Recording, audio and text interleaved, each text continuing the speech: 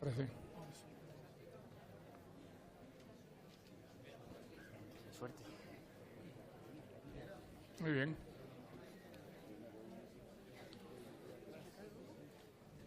Creo que no. Listo. ¿Dónde nos sentamos? ¿Dónde prefieres? Allá. Si quieres.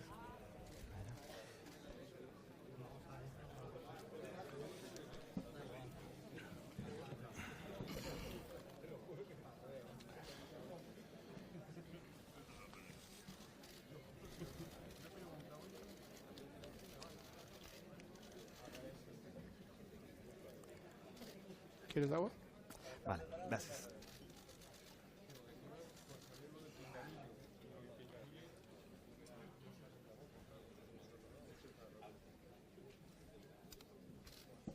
Muy bien.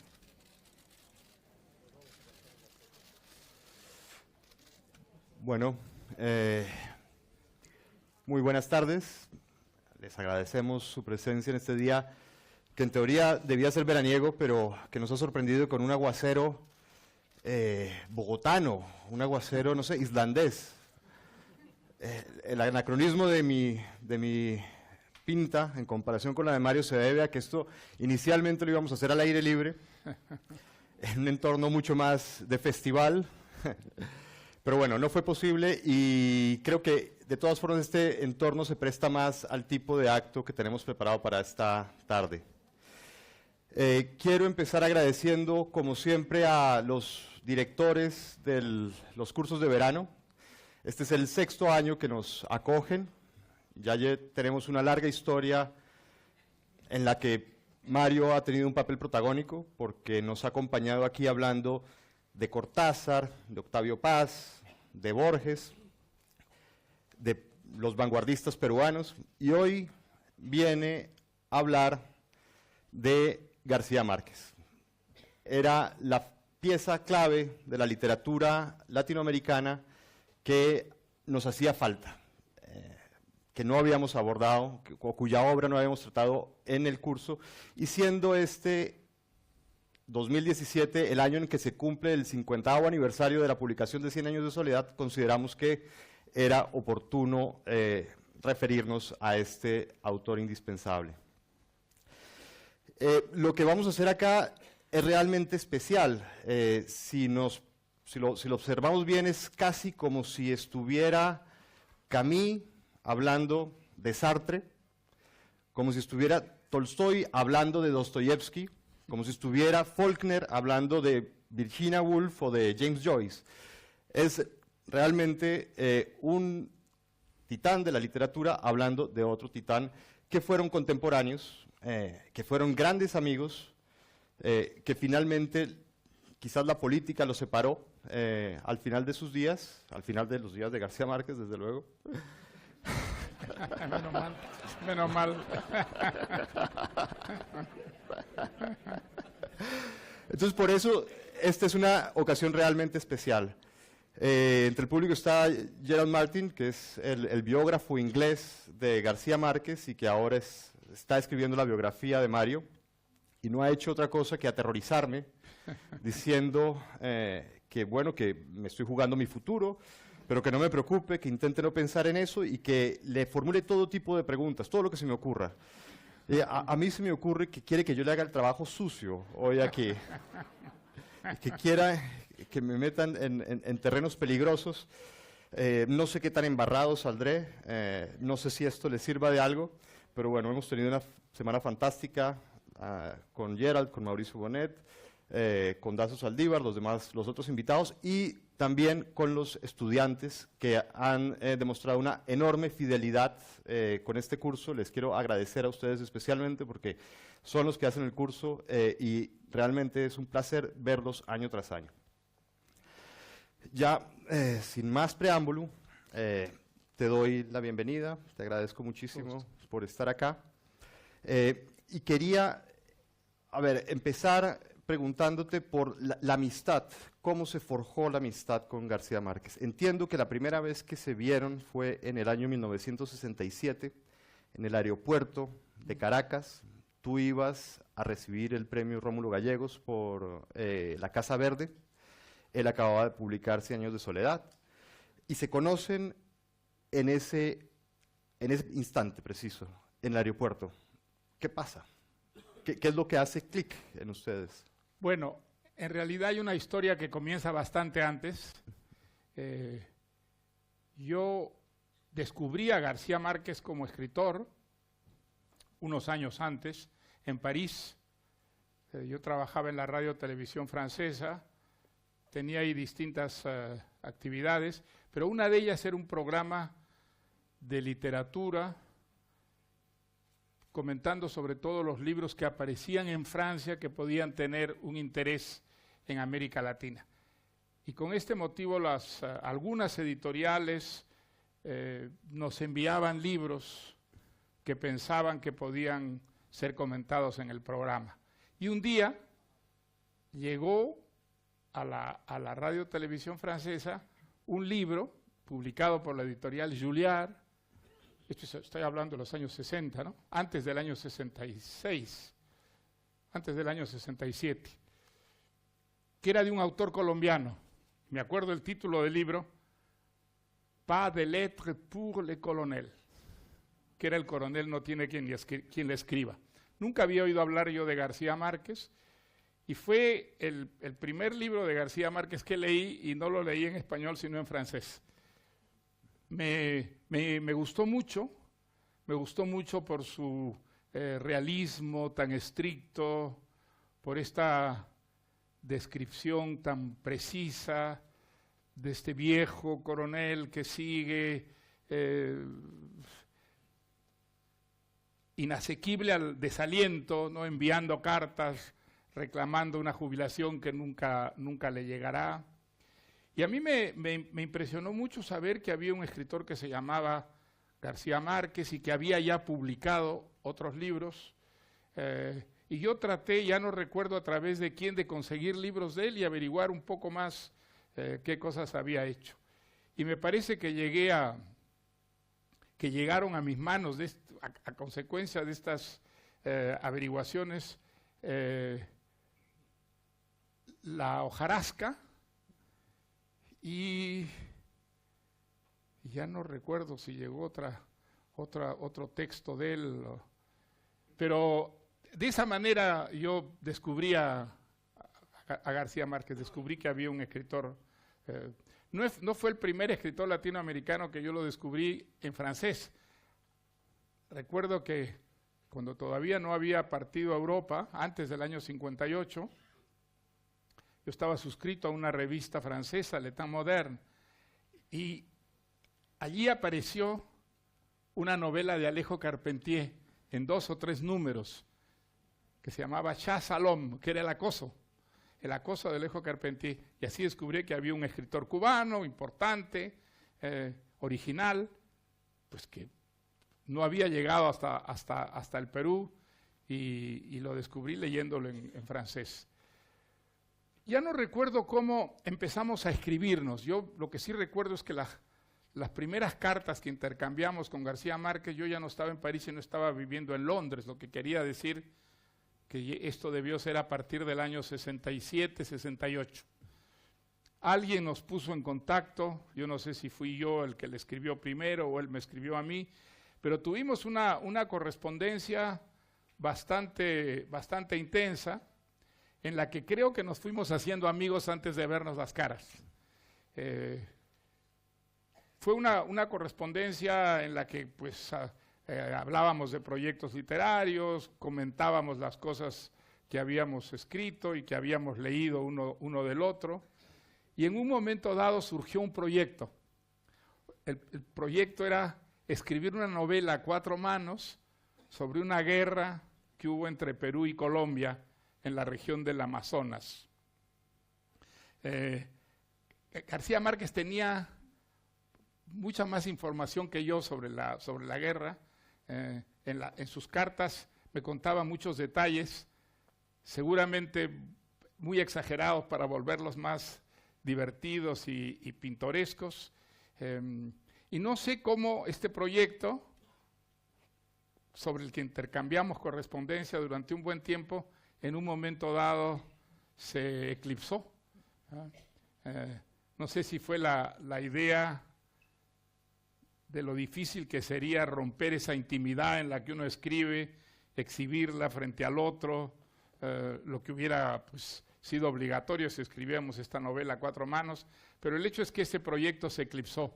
De manera que cuando nos vimos las caras con García Márquez en el aeropuerto de Caracas el año 67, en realidad ya nos conocíamos y ya nos habíamos leído, pero la verdad es que el contacto fue inmediato, la simpatía recíproca, y creo que al salir de Caracas juntos para ir a Bogotá, ya éramos amigos y casi diría yo íntimos amigos. Luego pues estuvimos juntos en Lima, donde yo le hice una entrevista pública en la Universidad de Ingeniería. La Universidad de Ingeniería tenía un rector que era muy activo, muy dinámico, que creía mucho en la cultura, y entonces la Universidad de Ingeniería patrocinaba cosas que San Marcos o la Católica, que eran las otras universidades importantes del Perú, no lo hacía. Y entre estas actividades pues estuvo un diálogo con García Márquez, uno de los pocos diálogos públicos que García Márquez hizo, porque, como seguramente ustedes saben, él era bastante huraño y muy reacio a enfrentarse a un público. Detestaba esas entrevistas públicas, porque había en él, en el fondo, una enorme timidez, una gran, digamos, reticencia a enfrentarse a un público, a hablar de una manera improvisada, todo lo contrario de lo que era en la intimidad, ¿no? Con poca gente, con cuantos amigos, con quienes se sentía en confianza. Era un hombre extraordinariamente locuaz, divertido, que hablaba con una enorme, digamos, desenvoltura, pero ante un público, o ante un micro, o ante un periodista, en cierta forma se inhibía y aparecía en él un tímido y un huraño, ¿no? Sí, y finalmente,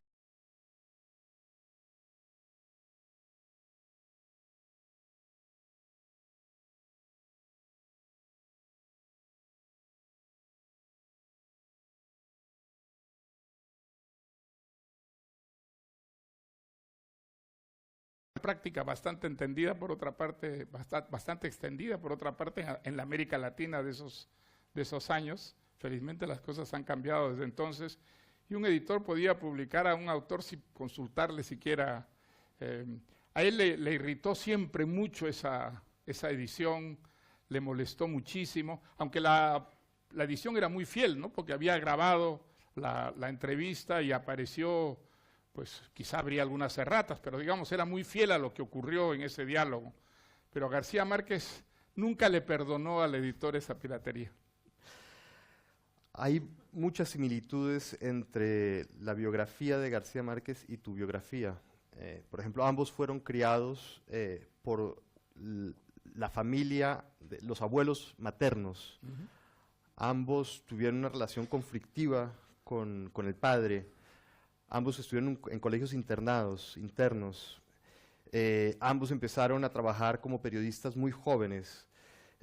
¿Estas coincidencias ayudaron a que se forjara esta amistad? ¿O qué pasó cuando empezaron a ver que había tantas similitudes en las biografías?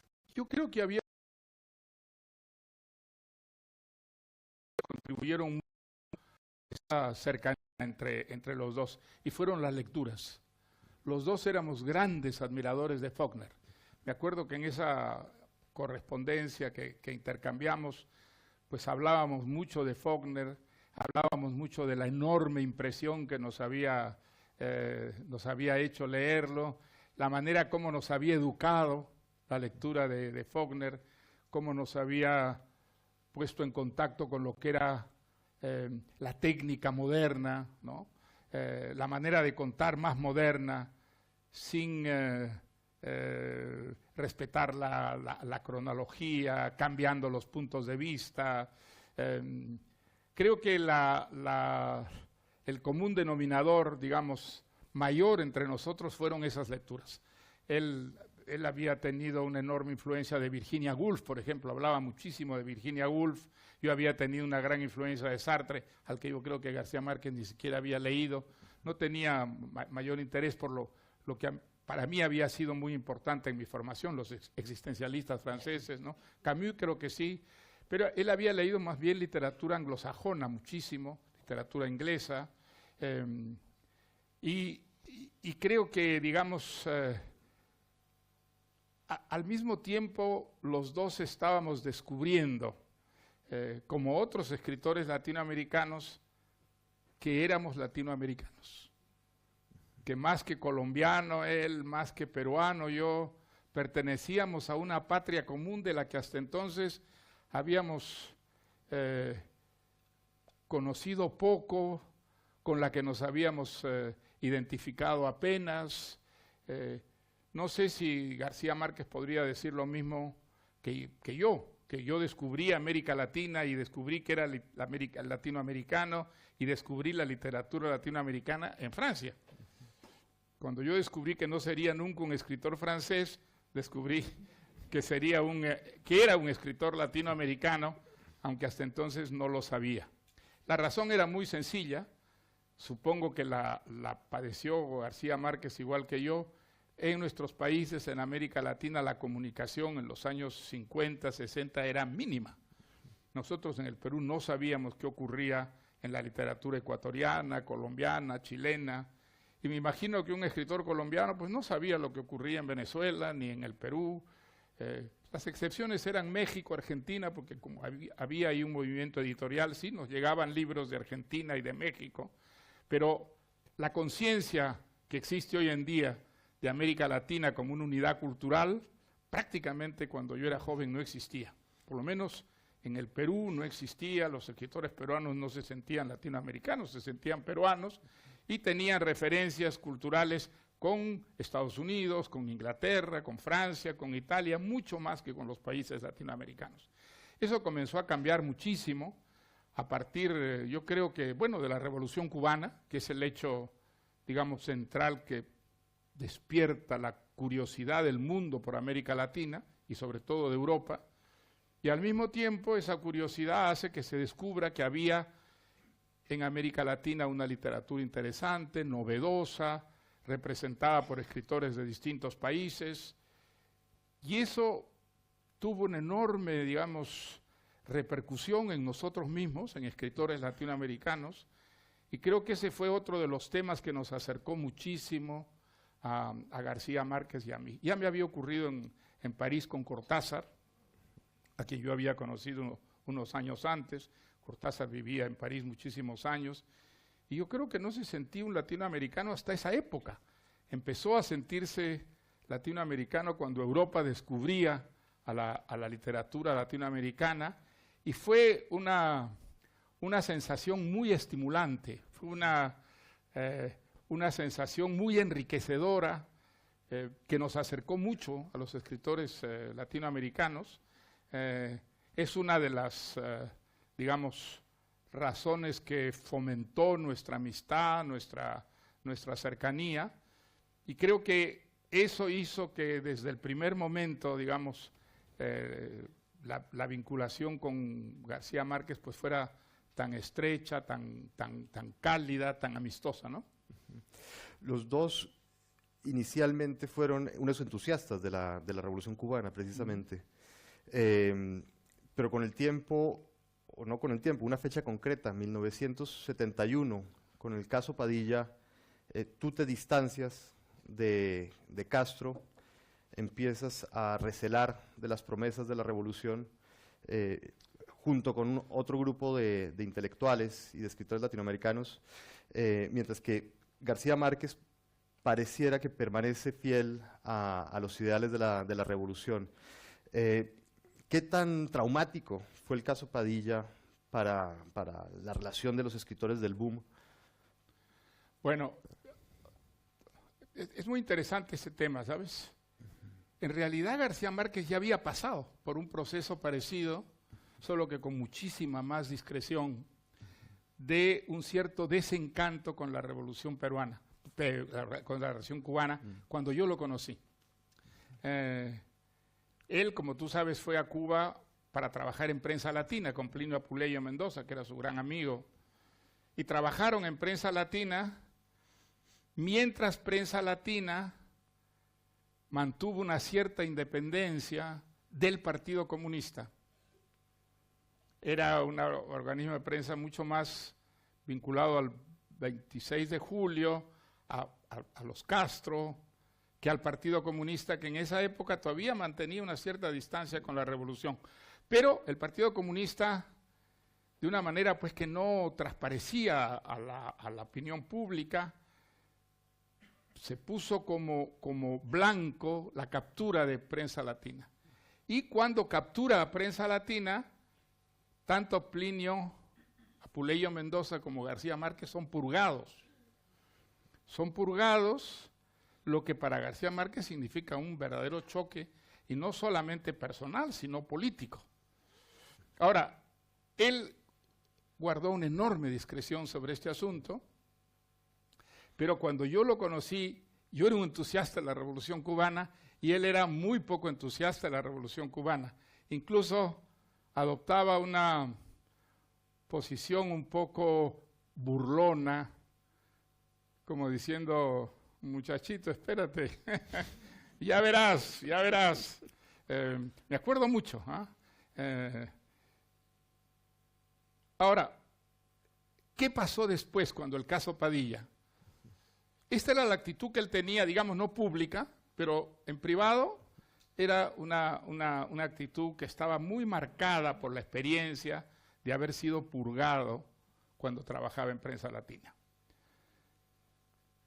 Cuando ocurre el caso Padilla, él no estaba ya en Barcelona, había salido, no sé si era un viaje temporal o era ya definitivo su partida de Barcelona, eso no recuerdo.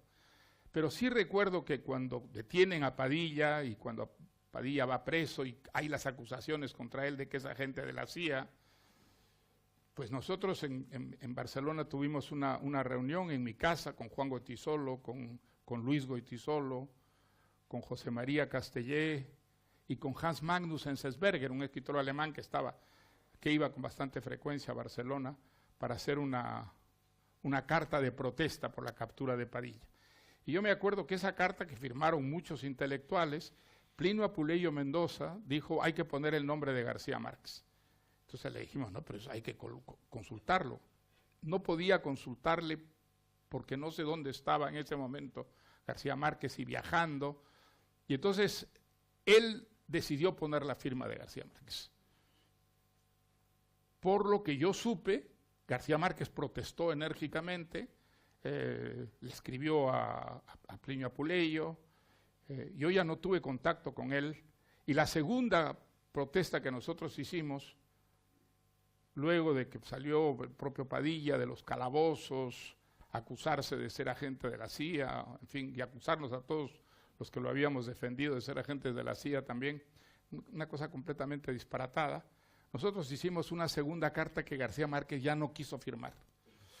Entonces él no quiso firmar y a partir de entonces la postura de García Márquez cambió totalmente contra Cuba. Se acercó mucho a Cuba, empezó a ir a Cuba, que no había ido desde la época en que él fue, como digo, purgado de Prensa Latina, y empezó a manifestarse públicamente a favor de la Revolución Cubana, a aparecer fotografiado con Fidel Castro y, bueno, digamos, a mantener esa relación que estuvo hasta el final, que era de una gran cercanía a la Revolución Cubana.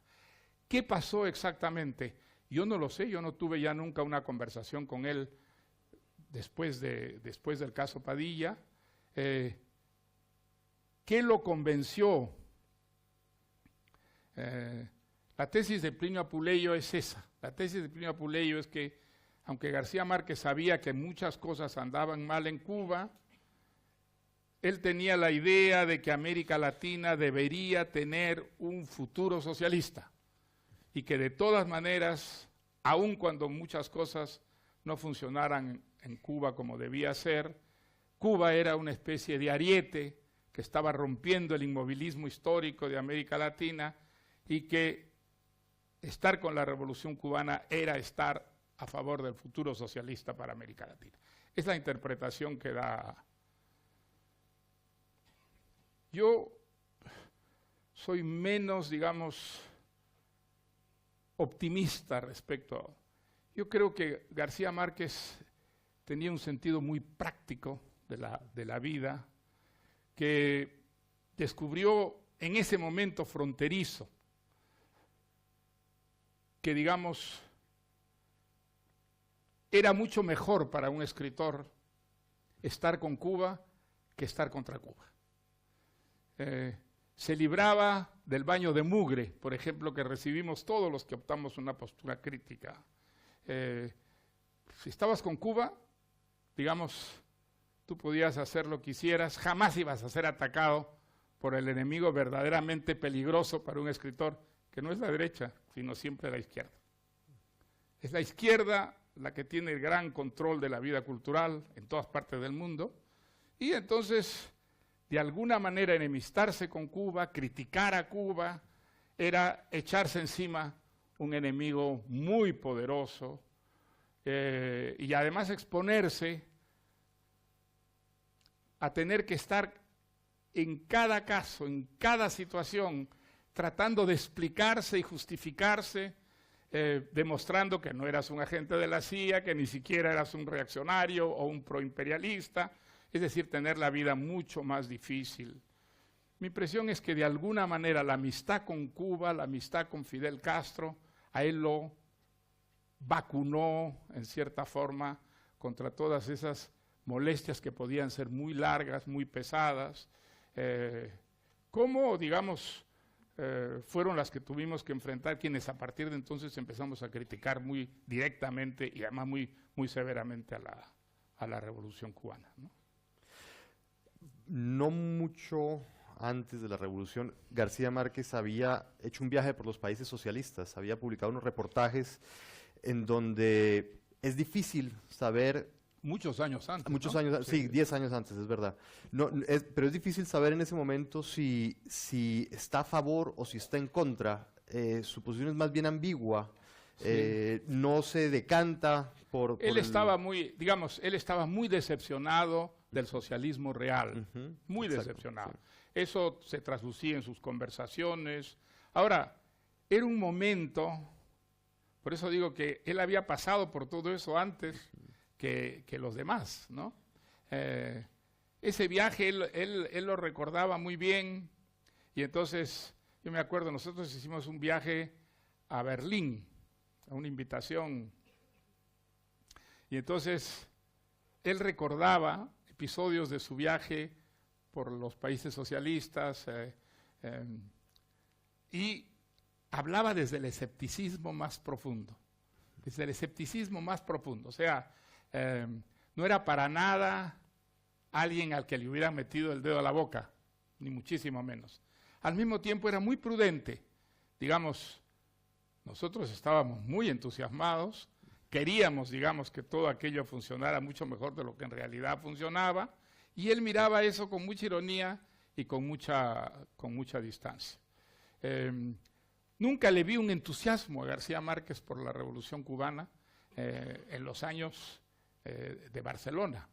Digamos, él no atacaba la Revolución Cubana, pero, digamos, había vivido una experiencia que de alguna manera lo había cargado de desencanto y de escepticismo. ¿Qué pasó exactamente luego del caso Padilla? Pues bueno, digamos, ya te digo que hay dos interpretaciones muy distintas, y bueno, será la posteridad la que diga cuál es la más válida, ¿no? ¿Cuál dirías que era la ideología de García Márquez? ¿Tú dirías que era un socialista o dirías que era un antiimperialista? Mira, él había tenido una formación de hombre de izquierda, como es lógico, ¿no es cierto? En América Latina era imposible no ser un joven de izquierda si tú eras un intelectual, si tú eras un escritor, si tú tenías una vocación literaria. ¿Cómo podía ser de derecha cuando esos países, por culpa de la derecha, se habían quedado atrasados, habían tenido dictaduras terribles, eran países donde el analfabetismo pues tenía unos porcentajes verdaderamente horrorosos, donde además las desigualdades sociales eran tan gigantescas, ¿no es verdad? Entonces era imposible no sentir que la izquierda era lo que podía corregir todo eso. Y por otra parte, digamos, la izquierda latinoamericana era una izquierda un poco residual, era una izquierda porque era una izquierda, hay que recordar que son los años del estalinismo crudo y duro, ¿no? Entonces, digamos, la izquierda era muy sectaria, era muy dogmática, sobre todo los partidos comunistas y los partidos que estaban muy cerca de los partidos comunistas. Y eso les había impedido crecer, eran partidos un poco marginales, ¿no es verdad? Un escritor venezolano, amigo mío, decía que había estado en el Partido Comunista, decía una cosa muy divertida, decía, éramos pocos, pero bien sectarios. Bueno, entonces, la izquierda era lo que naturalmente atraía a un joven escritor que decía, ¿en qué país voy a ser yo escritor? Un país donde hay muy pocos lectores porque hay enormes sectores del país o que no leen o que no están en condiciones de comprar libros. Y entonces, esto tiene que cambiar. ¿Cómo me puedo identificar yo con el statu quo, con el establishment en países así? Entonces, él había tenido una formación de izquierda y vivió sin ninguna duda el enorme entusiasmo que representó el triunfo de la Revolución Cubana. Eso fue algo absolutamente extraordinario. Yo creo que ocurrió en el mundo entero, pero sobre todo en América Latina, el triunfo de una revolución que además había seguido todo este proceso heroico de los barbudos luchando en la Sierra Maestra contra un ejército, un movimiento que además no era un movimiento identificado con el Partido Comunista, era un movimiento que parecía mucho más socialista, liberal que comunista. Entonces, pues, digamos que los barbudos entraran a La Habana, fue una victoria que celebramos, toda mi generación, y la de García Márquez como una salida del túnel. Por fin parecía que América Latina, digamos, había encontrado una fórmula que iba a hacer posible un socialismo no sectario, no dogmático.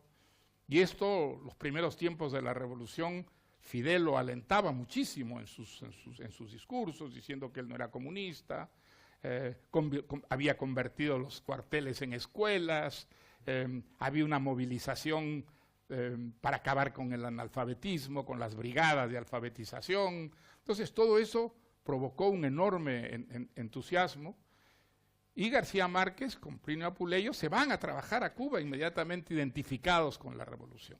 Pero digamos, una cosa es el mito y otra cosa es la realidad, y ellos viven desde adentro un proceso que era completamente, digamos, invisible para el público no cubano, quien no estaba realmente metido allí, y viven la experiencia de ser purgados. Plinio, digamos, lo dice más claramente, muestra claramente su desencanto. García Márquez, mucho más prudente, no lo dice, pero sí lo vive desde adentro, y creo que todos los que lo conocimos antes del caso Padilla, antes de que estallara el caso Padilla, lo percibíamos clarísimamente porque no compartía nuestros entusiasmos, bueno, nuestras ingenuidades, ¿no? Respecto a lo que era la verdadera revolución y el mito de la revolución que nosotros queríamos que se identificara con la realidad, ¿no?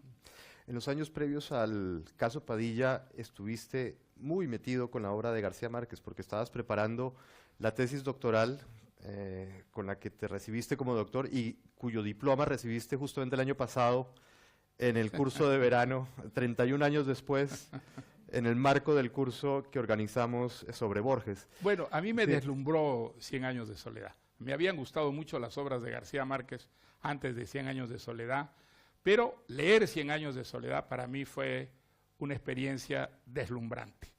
Me pareció realmente una novela magnífica, extraordinaria.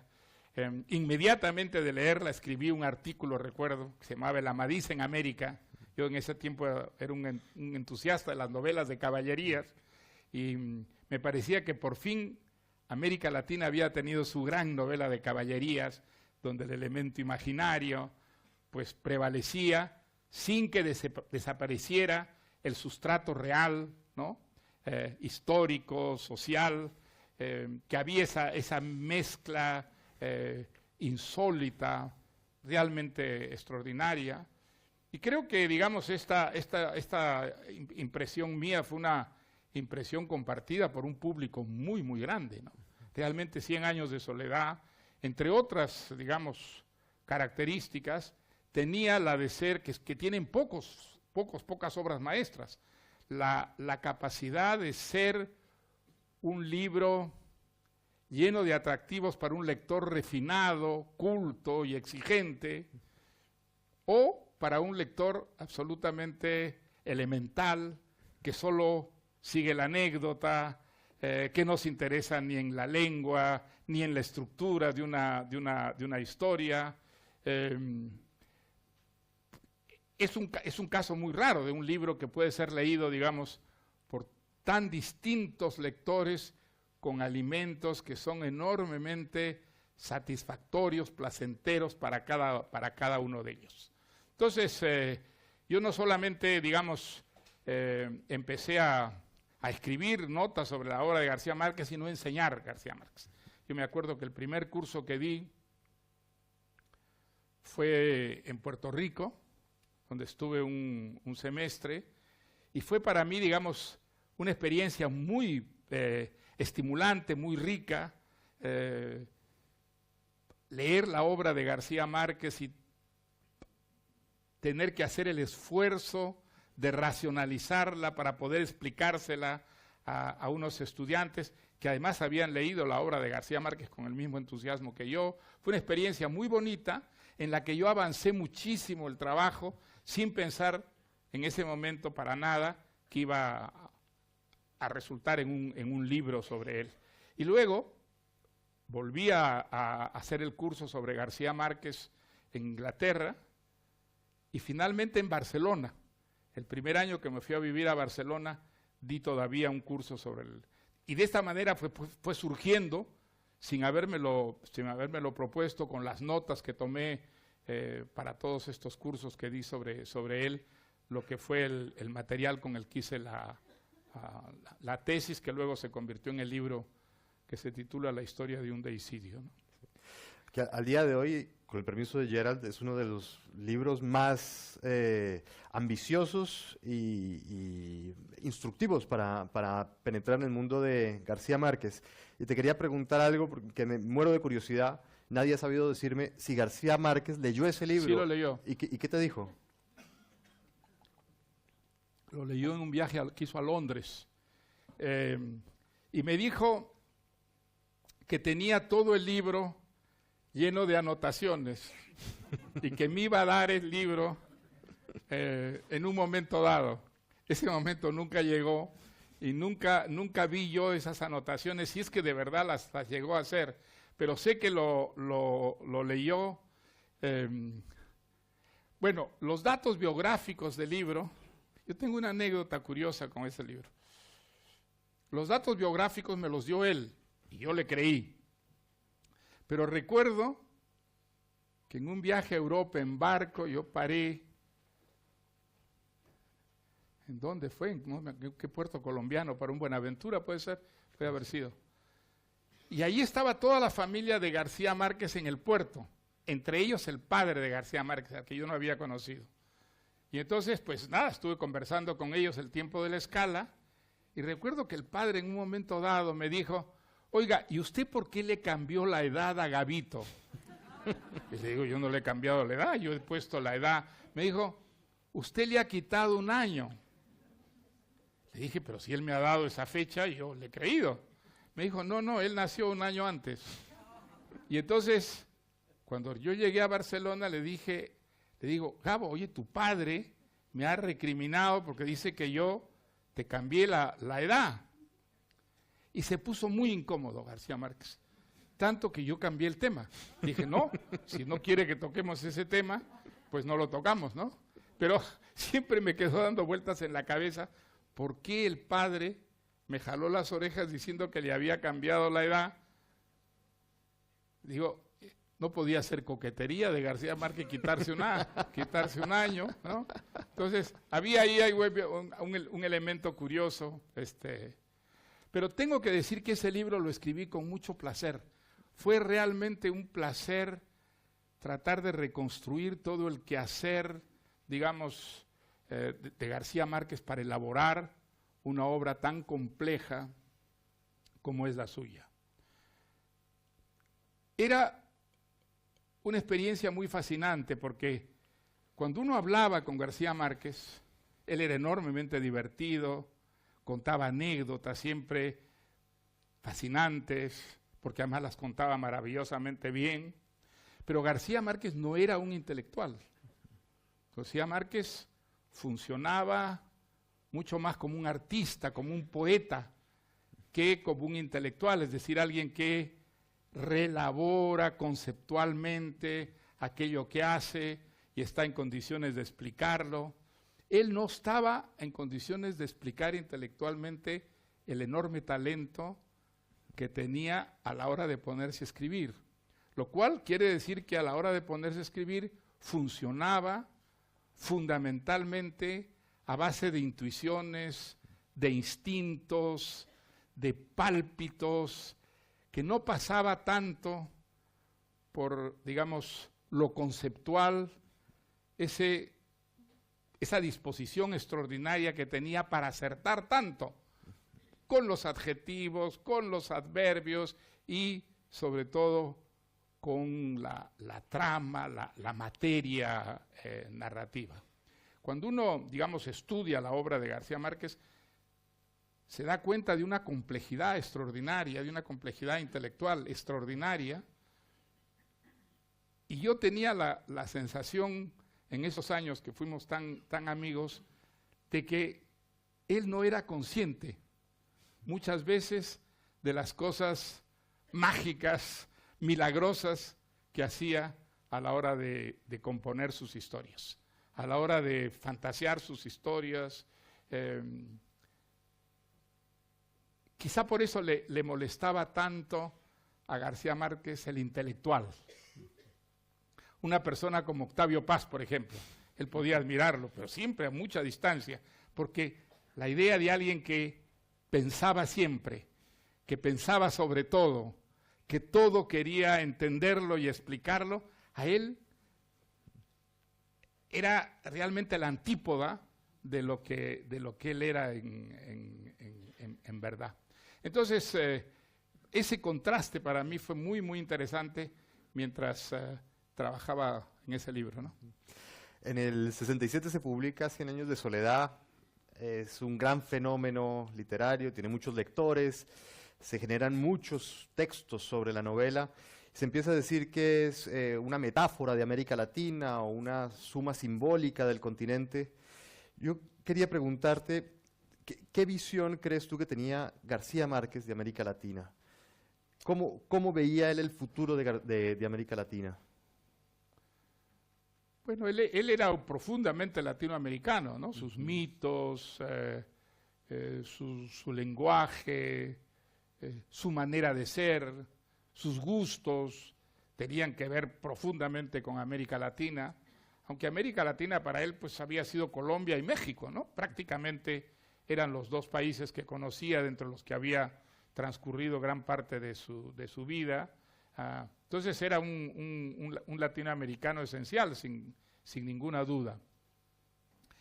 ¿Qué es lo que quería para América Latina? Pues seguramente quería cosas muy sensatas, que América Latina saliera de su desarrollo, que América Latina fuera socialista. Su idea del socialismo era una idea muy sui generis, yo creo. Yo creo que no era una idea, digamos, demasiado elaborada, ni desde el punto de vista económico, ni siquiera desde el punto de vista político. Dudo mucho que en los años que estuvo tan cerca de Cuba, viera en Cuba el prototipo de lo que pensaba o quería que fuera América Latina en el futuro. Sobre eso él no ha dejado prácticamente, digamos, ningún testimonio, no ha dejado ningún escrito, entre otras cosas porque no era un intelectual, no quería ser un intelectual y ese era un trabajo fundamentalmente intelectual. Ahora, de la obra de García Márquez, ¿qué idea de América Latina se desprende? Lo mejor de América Latina, la parte mítica, la parte mágica, la parte legendaria. Digamos, América Latina no es, pero sí es, por contradictorio que parezca, lo que es en la obra de García Márquez. En toda la fealdad de América Latina él podía encontrar belleza, porque tenía una prosa que convertía en bello lo feo, ¿no es verdad?, en atractivo lo que era más bien repelente. Esa es la riqueza extraordinaria de la literatura. Pero clarísimamente los materiales de trabajo de García Márquez son profundamente latinoamericanos. Y él, si los escritores norteamericanos, ingleses, europeos que leyó lo habían marcado tanto, lo habían marcado porque con ellos él había podido trabajar una materia que era profundamente latinoamericana. Entonces creo que no se puede ir más allá, no se puede ir más allá diciendo cosas que él no dijo explícitamente, ni haciendo interpretaciones que en última instancia él podía haber contradicho con sus conductas, con sus declaraciones y con sus escritos, ¿no?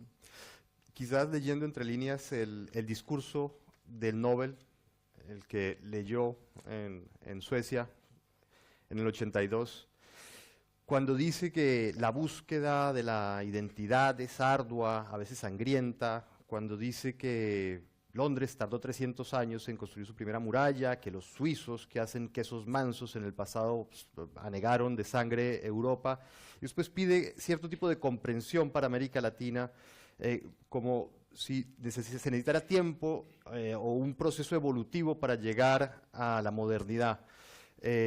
Comparándolo con tus ideas sobre América Latina, creo que hay una gran diferencia porque, corrígeme si me equivoco, tú piensas que no hay que pasar por determinadas etapas, sino que se pueden adoptar modelos que han servido en otros países, que se pueden incorporar y que eso puede acelerar el ingreso a la modernidad. Pienso en el interés que te suscitaron los países asiáticos, que partiendo de una condición similar a la latinoamericana, en pocos años tenían niveles de vida elevados. Y me pregunto yo si finalmente esas dos nociones de América Latina, una que pide paciencia y que se deben pasar todavía por unas etapas, por un medioevo, como dice el Bolívar del General en su laberinto, déjennos vivir, déjennos en paz en nuestra Edad Media, y otra visión que dice podemos acelerar el tránsito a la modernidad adoptando modelos que ya funcionan en otros países. ¿No ves ese choque de ideas en América Latina? Mira, el subdesarrollo es bello solamente en literatura. El subdesarrollo no es bello en la realidad.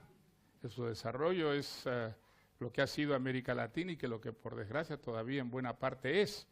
El subdesarrollo son sociedades absolutamente injustas, en las que hay una minoría que goza de todos los privilegios y grandes mayorías que están como marginadas porque no tienen, digamos, las mínimas oportunidades para salir de la condición en que se encuentran, la violencia que ha caracterizado el subdesarrollo es algo que sigue siendo una realidad atroz en la mayor parte de los países latinoamericanos. O sea, todo eso, digamos, es el subdesarrollo. Con eso se puede hacer gran literatura, sin ninguna duda. Con eso han hecho gran literatura García Márquez, ha hecho gran literatura Rulfo, han hecho gran literatura muchos escritores latinoamericanos, ha hecho Carpentier, digamos.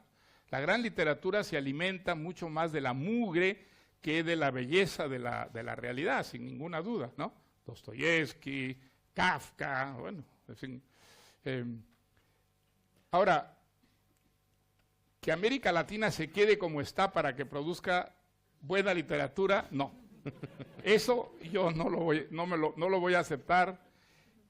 Y por otra parte, América Latina no es distinta del resto del mundo que ha pasado por el subdesarrollo, que ha tenido, digamos, ese subdesarrollo que podía inspirar obras de una extraordinaria riqueza literaria, poética, novelesca, pero es importantísimo que la realidad que representa América Latina se corrija, se modernice, Y nosotros tenemos la suerte de vivir en una época en que los países que antes estaban obligados a pasar por muchas etapas para alcanzar la modernidad, la civilización, la prosperidad, hoy día se pueden saltar. Hoy día un país puede muy rápidamente quemar etapas y avanzar y alcanzar la modernidad.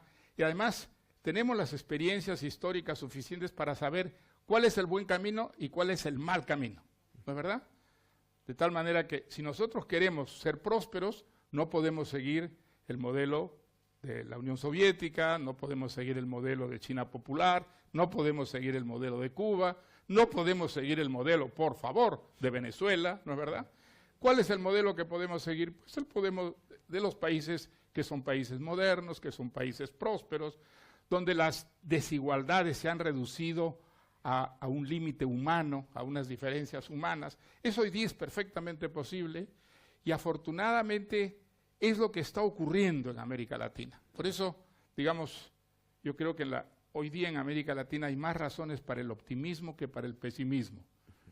América Latina, si tú comparas la América Latina de mi juventud, que estaba llena de dictaduras militares de un extremo a otro del continente, hoy día no lo está. Hoy día las dictaduras son muy poquitas y tenemos gobiernos democráticos, corruptos, mediocres, sí, pero democracias corruptas y mediocres son siempre preferibles a las dictaduras. Las dictaduras son, digamos, la solución peor siempre y la que no da salidas, la que no permite, digamos, salidas pacíficas.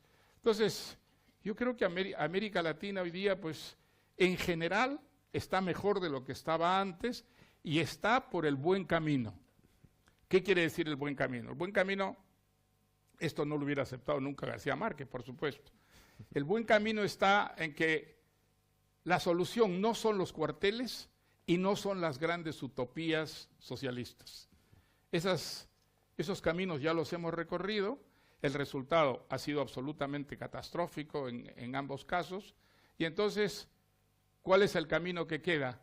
El camino que está siguiendo hoy día América Latina, no el del cuartel, no el de la revolución armada, sino el de la democracia, que es el camino menos violento, es el camino que tiene más posibilidades, digamos, de hacer crecer las clases medias, de reducir la pobreza. Hay que atacar, por supuesto, de una manera sistemática la corrupción, que es un cáncer que puede destruir a las democracias. Pero creo que ese camino, que para los impacientes es muy lento, es el único camino posible que no trae más violencia de aquella que quiere corregir. En ese sentido, América Latina no es diferente del resto de los países del mundo. Tú has citado el Asia, pues el caso del Asia es muy interesante, ¿no? Yo me acuerdo cuando yo era joven, nosotros hablábamos de la taiwanización como un horror en el que podía caer América Latina. Bueno, pues ese horror, Taiwán hoy día es un país moderno, es un país próspero, es un país sin pobres, y América Latina sigue siendo un continente con millones de pobres. Entonces, en el Asia se ha entendido más o menos cuál es el camino, y eso está dando muy buenos frutos, está dando frutos excelentes. Hay países que han despegado de una manera realmente extraordinaria, que han conseguido disminuir radicalmente la pobreza, que es el problema mayor en América Latina, la enorme pobreza de enormes masas de gentes que hacen imposible que ninguna institución funcione de verdad. La América Latina democrática, moderna, próspera, tendrá una literatura tan imaginativa como la de García Márquez y la de un Rulfo y la de un Borges. Yo no lo sé, pero digamos, creo que los países tienen la literatura que se merecen. Si merecemos tener una buena y rica literatura siendo países civilizados, pues la tendremos. Y si no, si tenemos una literatura pobre, si tenemos una literatura menos imaginativa, pues tendremos que conformarnos y leer a la literatura africana, que siendo pobre y miserable producirá seguramente una literatura tan rica y tan fantasiosa como la de García Márquez. El tiempo ha volado literalmente y nos queda poco espacio para seguir esta conversación, pero no quiero terminarla sin hacerte unas cuantas preguntas más, pocas y cortas, lo juro. Mencionabas ahora los dictadores. García Márquez escribió una novela de dictador. Tú, bastantes años después, escribiste otra novela de dictador, un dictador caribeño en tu caso. El de él era un pastiche, una especie de Frankenstein de muchos dictadores, pero también parecía estar situado en el Caribe y tenía muchos aspectos de Trujillo. Y sin embargo las novelas son radicalmente distintas. La imagen que tú proyectas de Trujillo es absolutamente repugnante, mientras que en la de García Márquez hay cierta ambivalencia. Incluso Gerald Martin se metió en grandes problemas porque se atrevió a criticar El otoño del patriarca diciendo que no le había gustado el tono político de la novela y casi pierde la oportunidad de escribir la biografía de García Márquez por esa impertinencia. Yo quería preguntarte, ¿cómo leíste esa novela tú? ¿Te gustó? ¿No te gustó? A mí no me gustó. A mí me pareció que la novela era, hombre, quizás sea un poco exagerado decirlo así, pero como una caricatura de García Márquez, que parecía imitándose a sí mismo, que el personaje no me parece nada creíble. Creo que a diferencia de los personajes de 100 años de soledad, que al mismo tiempo que son desenfrenados, que están como más allá de lo posible, son siempre verosímiles. Tiene la novela la capacidad de hacerlos verosímiles dentro de su exageración, dentro de su, digamos, inflación anecdótica. En cambio, el personaje del dictador me pareció muy caricatural, un personaje que era como una caricatura de García Márquez. Y además me parece que la prosa no le funcionó, que él intentó en esa novela un tipo de lenguaje muy distinto del que había utilizado en las novelas anteriores y que no le salió, que no era una prosa que diera, digamos, verosimilitud, persuasividad a la historia que contaba. A mí me parece de todas las novelas que él ha escrito la más floja. Ahí se toca el tema del poder. García Márquez sintió mucha fascinación por personajes poderosos, sí, como Torrijos o Castro. ¿Tú intuías eso de su personalidad? ¿Te sorprendió cuando finalmente...? No, él tenía una fascinación enorme por los hombres poderosos, sí. Él tenía una gran fascinación, a él le parecía que, hombre, su fascinación era no solo literaria, sino también vital, ¿no es cierto? Un hombre que es capaz, digamos, de cambiar las cosas a su alrededor por el poder que tiene. A él le parecía una figura enormemente atractiva, fascinante, se identificaba muchísimo con esos poderosos que de alguna manera habían cambiado, digamos, su entorno gracias a su poder, en el buen sentido y en el mal sentido por igual, ¿no? Entonces, un personaje como el Chapo Guzmán, yo creo que a García Márquez le hubiera fascinado. Inventar un personaje como el Chapo Guzmán o como Pablo Escobar, estoy seguro que para García Márquez eso era absolutamente tan fascinante como Fidel Castro o como Torrijos, ¿no? Ya hemos cumplido la hora, quisiera terminar este conversatorio haciendo dos preguntas. La primera, ¿tú crees que García Márquez será recordado solamente por 100 años de soledad? ¿Crees que sus cuentos, sus otras novelas sobrevivirán o solamente nos quedaremos con el autor de 100 Eso años? no podemos saberlo, desgraciadamente. ¿Qué va a ocurrir dentro de 50 años con las novelas de los escritores latinoamericanos? Es imposible saberlo. Hay tantos factores que intervienen en lo que son las modas literarias. Yo creo que de 100 años de soledad lo que sí se puede decir es que va a quedar de todas maneras. Puede ser que haya largos periodos en que esté olvidada, pero en algún momento esa obra será resucitada y volverá a tener la vida que dan los lectores a un libro literario. Hay en esa obra suficientes riquezas como para, digamos, tener esa seguridad. Creo que es el caso de un Borges, por ejemplo. Sin ninguna duda la obra de un Borges puede ser que pase por periodos en que resulte mucho menos atractiva, interesante para unos lectores que vivan unas experiencias que serán muy distintas de las nuestras, pero que en algún momento esa obra va a tocar alguna fibra íntima de muchos lectores sin ninguna duda. Creo que ese es el secreto de las obras maestras, ¿no?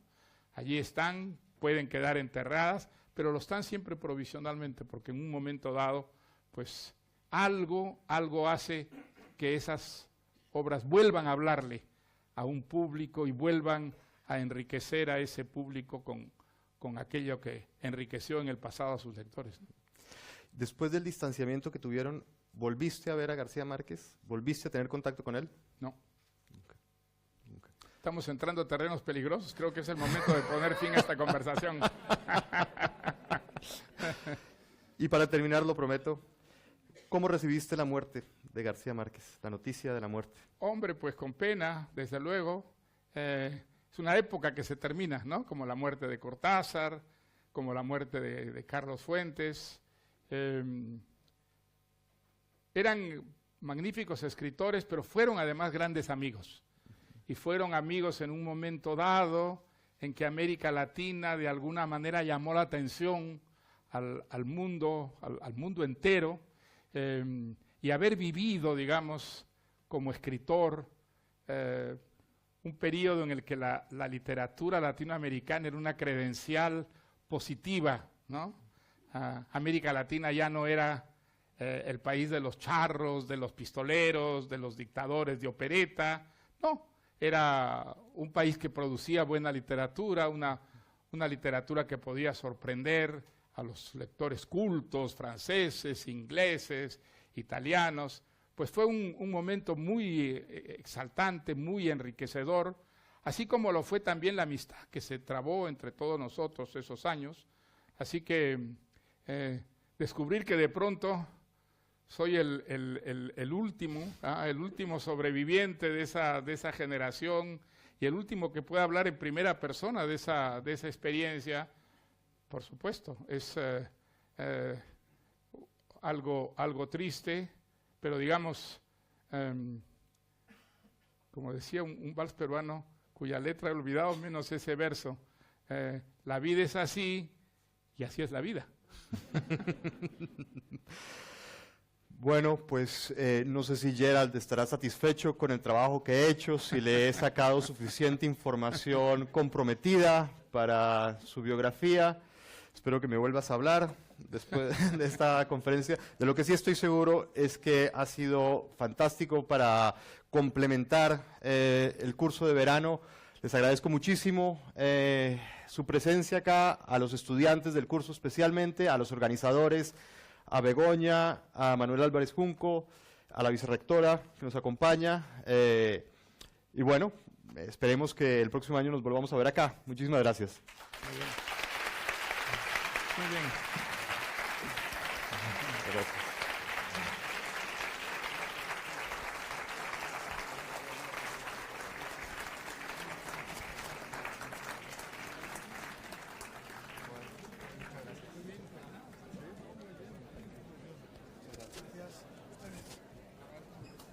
Se quedó muy atracado, me parece. Sí. Muy bien, Carlos.